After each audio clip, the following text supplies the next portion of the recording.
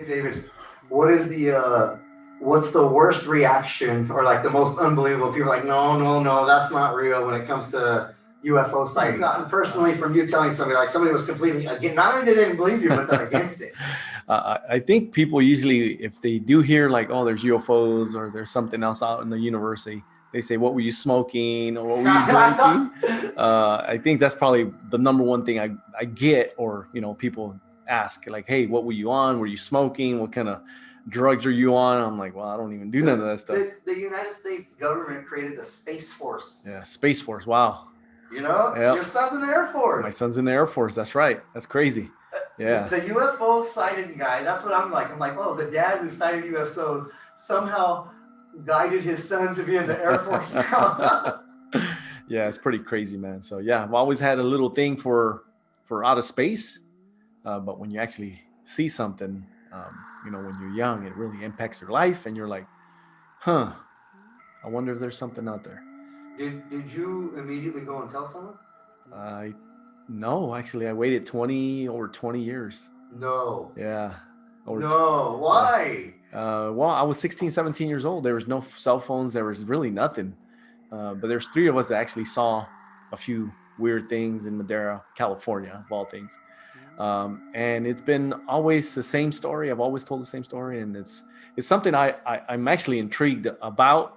It's just kind of crazy because people look at you like, what are you talking about, UFOs? And there's no such thing. I've never seen them. I always tell everybody that I think you got to be special for them to allow you to see you. But there's a lot of evidence.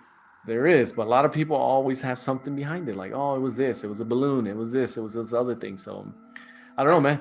It's here's the thing for me, I think, is people who believe in God are like, then there couldn't be aliens. That's why it sucks. That's why it sucks. I believe in God too, but I know but I've seen some stuff so that I can't put my finger on it. I know what I saw. There was two of them. And you're like, well, God, what is it? Yeah, so it's kind of crazy, man. So yeah, I've always wanted to actually get some reaction from people like, hey, you know what? I did see something back in this time, and we want to open up the platform maybe and possibly get some people to come into our office and or our studio to talk about some of this stuff, man. That would be pretty cool. You've been for a couple of years now trying to tell me, hey, we got to interview people for aliens and all this. And it's like, okay, I'm with it. I like it. I think it's intriguing. I think it's exciting. And especially in the Central Valley, I have heard a few people bring this up to me, and they have nothing to gain. Here's the thing. They don't have anything to get from me. Yeah. There's like, hey, bro, yeah, I've had an encounter. I'm like, really? Oh, tell me about it. And I've always just been interested. And these people don't sound crazy to me. Yeah. What about your friends? When you saw it, they saw it, you guys are there as a group, collectively. What did you guys come up with of like, okay, dude, we're not telling anyone, we are? Like, what was the collective thing? I think it was more like, did we really see them? I think that's what it was. Oh my God. Was it there? Was it real? Yeah. And till this day, over 20, 30 years, where it's kind of still like, I know what I saw. I could draw it out. But was it really there? Did you feel like, was there any time lapse? Like, did you guys like feel like, wait, we were gone, we were come back? No, none of that. Explain the experience. So we were driving in from Fresno, going into Madera. We had just picked up my friend's mom from her church, downtown Fresno. And as we were driving into Madera, I was sitting in the back of the car, and the mom's the first person that actually saw them. So it wasn't even me. It was her. She said, hey, look at the two UFOs. At that point, I said, what kind of church is she going to? Like, wow, they must be smoking some good stuff inside of there, or like any other reaction. And she said it again, and then I kind of looked down under the visor, and I saw two things floating like they were sitting in the deep sea. It was kind of wild, man. It was kind of crazy. My friend pulled over. We got off the car. The things just floated there for, I don't know, maybe 30 seconds. It looked like they were talking to each other. And I think wow, you had enough time to stop and look and get, wow. Yeah, we stopped, and we couldn't tell the metal. We couldn't see what kind of material it was. They had lights, 2 rows of lights, like a pancake, 2 rows of pancakes. It was crazy. And we stopped for 30 to 40 seconds. We looked at them. One took off, and one floated away downtown, traveling maybe 2 miles an hour, like a blimp, but it had no sound. And they pulled over. We pulled over 3 times downtown on Gateway in Madera, California. It took Just us to keep looking at it, yeah, checking it out? yeah. We Wow. stopped a couple times, so it wasn't like a one little quick thing. It was like, oh, there it is, and it's gone. Yeah. We actually followed this thing for like 10, 15 minutes. When it finally went over the old Greyhound in Madera, over like 30 different people, nobody else was paying attention to it. Yeah. It was wild. It was the wildest thing I've ever seen. Have you lost sleep over this? No, I've never lost sleep over it, but I always thinking about it. Yeah, I always look in the sky. I always look to see what's out there. Like I said, the universe is so big. I mean, it's just incredible. Do you feel like that experience in a weird way has like inspired you to have a bigger vision or look further or something? Or? Yes, it has. It has. Like I said, I think you gotta. Like I said, I don't know if they're real. I know they're out there because I saw it. I just don't know what I saw. But like, I don't know if they're real, but I seen it. Yeah. So it's kind of weird because in your mind, you're like, I know what I saw. I know what I followed and what we followed.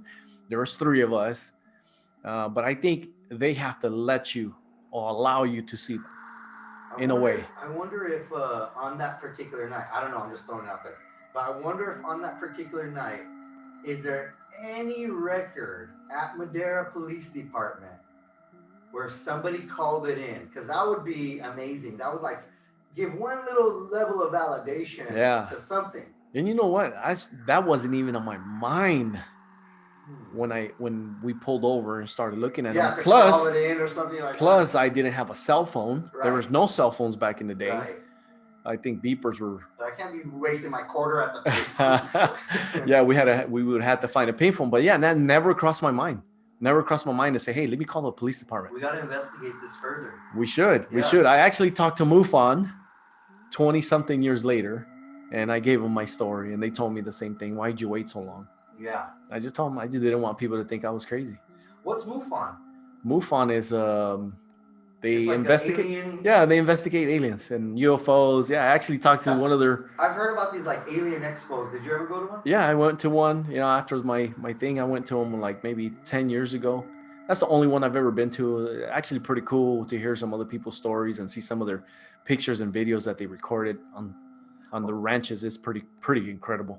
How do you receive stories from another person who has observed something like this? Like when you take it in, are you like, oh yeah, bro, for sure? Or like, are you really listening to the details? What's your perspective on it when somebody's telling you? Yeah, I usually like to listen to their details and see, because like I said, I saw a couple that night, and I never want to tell people like, no, that was fake, you were high. I always listen, man. You have to. It's important. The universe is so huge. You just don't know. Are there certain stories that stick out to you? Like somebody told you something from this place or that place, or? There was one guy when I was at the Alien Con that actually showed me video after he told me the story. He backed it up with video, and it was just incredible to see the videos and the little lights that were floating around his ranch in Mexico. Lights coming out of the mountain, like there were spotlights out of the ground.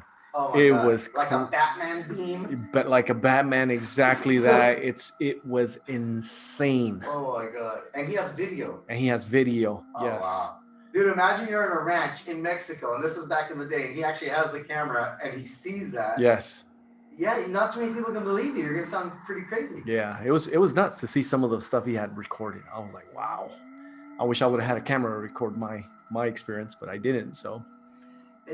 To me, it's pretty wild that the Alien Expo people, or the alien sightseers, the believers, have created their own expo, their place, and it's kind of like a safe zone. Like, hey, I'm not going to judge you. No judgment zone. Yeah, pretty much. No judgment zone. Yeah. And that's cool because kind of like church or something else, you can share your story openly without sounding like you can't just, probably with your family, you can't just tell them your alien story or they don't just believe it or like maybe you got to choose who you tell your story to. Yeah, you usually have to choose who you tell your story to. Yeah, most people are going to tell you're crazy. You're cuckoo. You must have been on shrooms or something. Whatever else, so yeah, you got to pick and choose who you tell your story to. But now I'm kind of like, I like to share it because I'm a little older now, more experienced. So it's like, man, I don't even care what people think. Yeah. I really don't. I know what I saw. I was 16, 17 years old.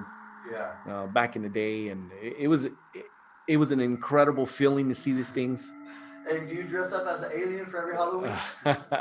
No. Dude, this Halloween we gotta do it. Both of us. Are you We down? should. Yeah, I'm down. Okay, that's it. You guys heard it right here on the video. And David, I don't dress up for Halloween. Me neither. I'm like, no, I don't do that. Yeah, But guess what?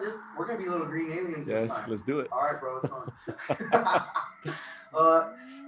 This is pretty cool, man. I like this. I want to keep this going every week. I'm highly intrigued. I want to know the full details. I want to try to get your friends in here. Yeah. But let's look for people.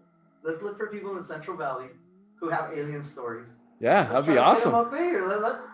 We just want to hear your story. I want to see your perspective. No judgment zone. No judgment zone. Let us know. We could come in and talk about your experience, and then we could talk about a little bit of what happened and what I saw in more detail. Yeah.